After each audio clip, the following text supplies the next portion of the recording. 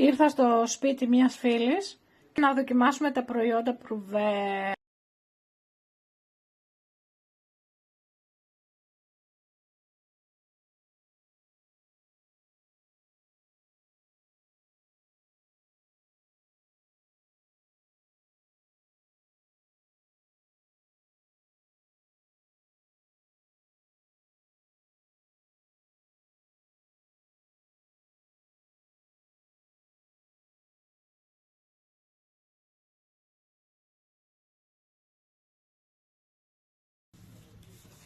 Θα το αφήσουμε εδώ τώρα αρκετή ώρα.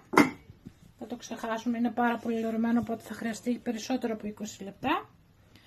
Και η συνέχεια σε λίγο.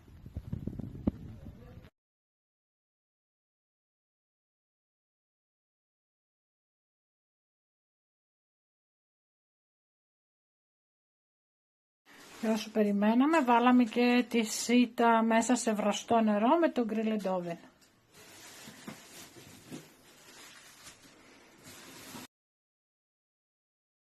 Και η ώρα του τελικού αποτελέσματος. Και τώρα εσείς θα αναρωτιέστε, μα είναι το ίδιο τηγάνι? Ναι φίλοι μου, είναι το ίδιο τηγάνι. Αλλά δεν θα σας πω ψέματα, δεν βγήκε αυτό το αποτέλεσμα με μία μόνο εφαρμογή. Χρειάστηκαν 3 εφαρμογές και αρκετή ώρα αναμονή. Αλλά το αποτέλεσμα μας δικαιώνει. Τέλειο!